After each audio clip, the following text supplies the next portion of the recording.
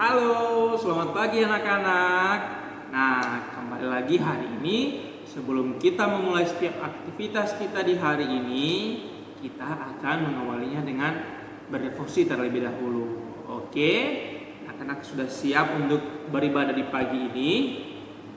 Nah, ibadah di pagi ini akan dipimpin oleh Bapak Brian. Nah, sekarang kita akan berdoa terlebih dahulu sebelum kita akan melanjutkan ibadah kita. Oke, mana sikap doanya anak-anak? Lipat tangan, tutup mata, dan nanti akan Bapak Brian yang pimpin ya. Oke, semuanya sikap doanya, lipat tangan, tutup mata, dan mari kita berdoa. Ya Tuhan, Allah Bapa kekal dalam kerajaan sorga, kami sekarang mau mengucap syukur dan berterima kasih untuk penyertaan Tuhan, perlindungan Tuhan yang telah menjaga kami, Bapak dan juga anak-anak.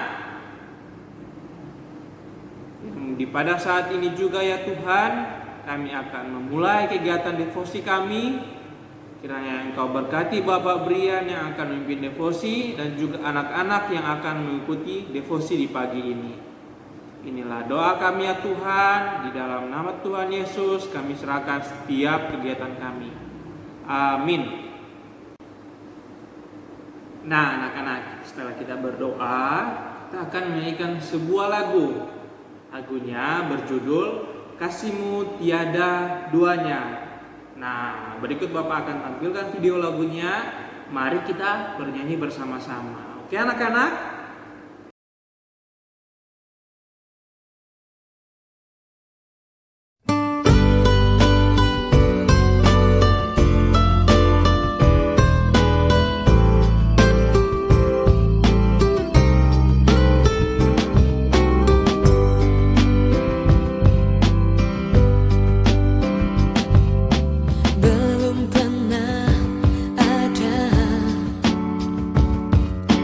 Kasih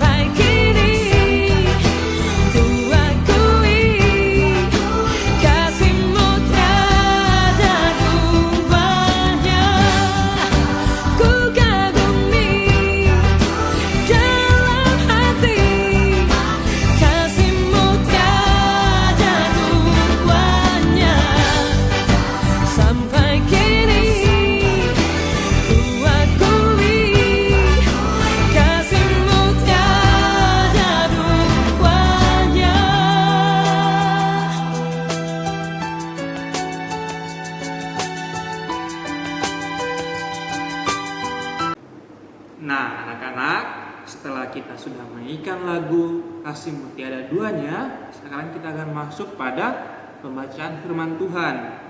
Nah, untuk pembacaan firman Tuhan kita di hari ini itu terdapat dalam kitab Lukas.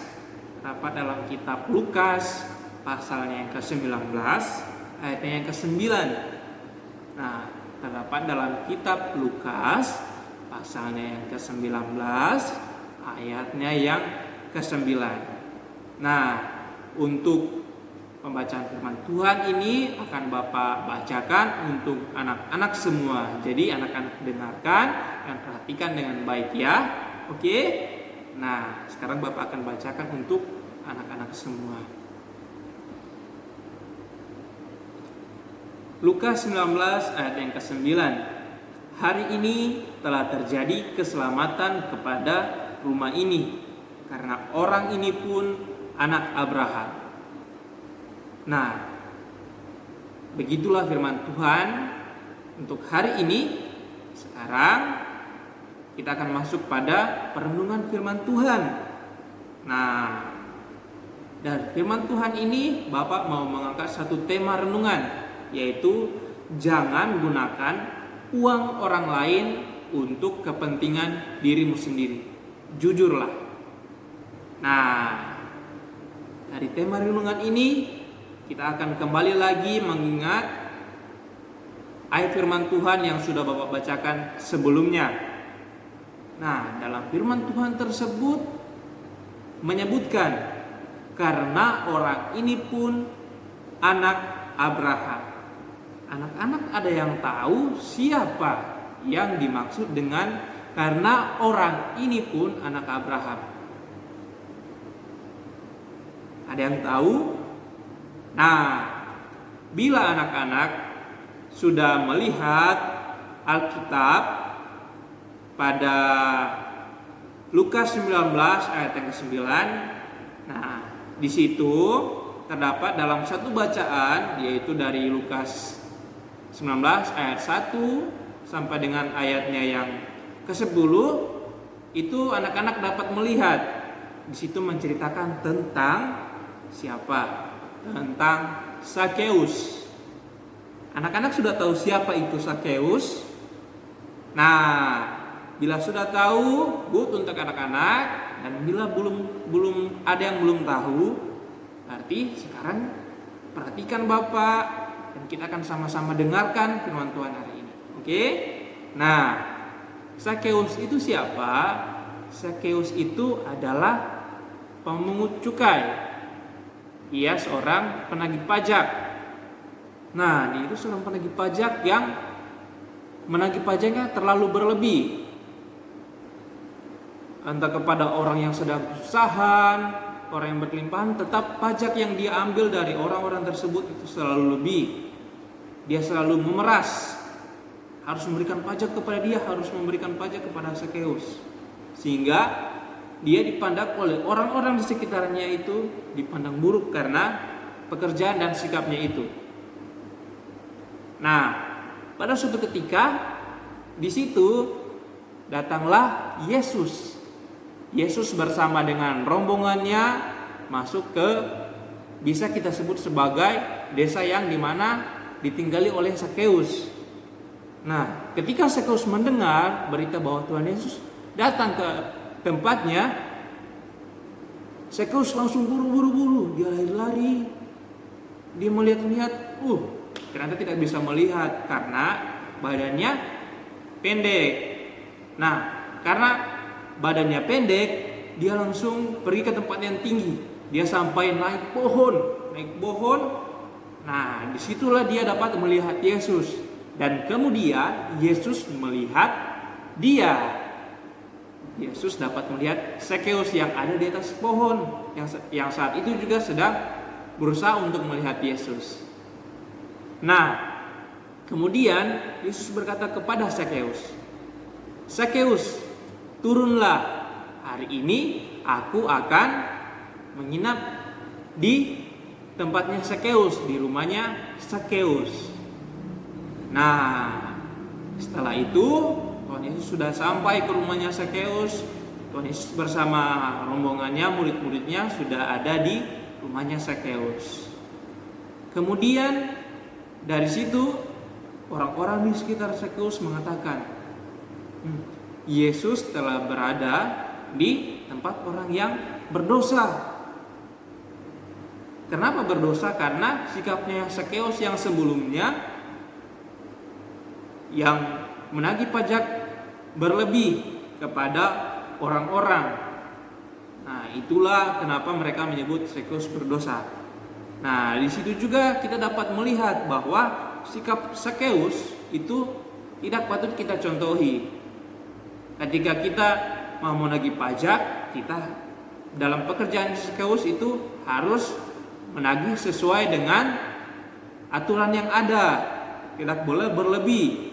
Nah, kalau berlebih berarti kita sudah menyalahgunakan kewenangan kita, dan itu juga merupakan sikap yang mencuri. Nah, kemudian ketika Sakeus mendengar itu, Sakeus langsung seperti hatinya tersentuh, lalu muncullah sukacita di dalam rumah itu, terutama kepada Sakeus, yaitu dia langsung mengatakan bahwa dia akan membagikan harta yang dipunyainya kepada orang-orang di sekitarnya, dan akan mengembalikan 4 kali lipat kepada orang-orang yang sebelumnya dia tagih secara berlebih pajaknya. Nah, Tuhan Yesus melihat hal itu, Tuhan Yesus merasa senang karena sikapnya Sakeus, dan kemudian Tuhan Yesus berkata, hari ini telah terjadi keselamatan kepada rumah ini, karena orang ini pun anak Abraham. Nah, dari sini kita dapat melihat bahwa kasih karunia Tuhan turun kepada dirinya Sakeus, sehingga Sakeus bisa dapat menyadari bahwa sikapnya yang lalu-lalu adalah hal yang salah. Untuk itu, sebagai respon dia menyadari bahwa hal yang sudah dia lakukan sebelumnya adalah salah, dia berusaha untuk mengembalikan uang yang sebelumnya dia sudah tagih berlebih kepada orang-orang di sekitarnya. Nah, demikian untuk cerita dari firman Tuhan. Nah, dari cerita firman Tuhan ini kita dapat belajar bahwa kita tidak boleh mengambil uang orang lain atau milik orang lain untuk apa? Untuk kepentingan diri kita sendiri, karena itu adalah sikap yang tidak baik ya anak-anak. Dan kemudian jika memang kita sudah melakukan kesalahan, kita harus tetap jujur, jangan berbohong ya. Kita harus menyadari bahwa hal yang kita lakukan itu adalah hal yang salah, dan tetap rendah hati bila ditegur dan diberikan saran dari orang tua, dari kakak, dari oma, dan dari opa. Oke? Nah, demikian firman Tuhan hari ini. Bapak akan menutup ibadah devosi di pagi ini. Untuk itu, mari semua sikap berdoa, kita lipat tangan dan tutup mata, kita berdoa ya. Ya Tuhan, terima kasih untuk penyertaan yang Tuhan berikan kepada kami. Pada saat ini kami telah selesai beribadah. Kiranya firman yang diberikan dapat memberkati untuk Bapak dan juga anak-anak semua. Di waktu selanjutnya kami mohon penyertaan-Mu ya Tuhan, untuk tetap menjaga kami, menyertai kami, sehingga kami dapat melakukan dan melanjutkan aktivitas kami dengan baik. Inilah doa kami, dalam nama Tuhan Yesus kami berdoa, haleluya, amin. Oke, anak-anak, devosi di hari ini telah selesai. Nah, sekarang kita akan berpisah seperti biasa. God bless you and I love you.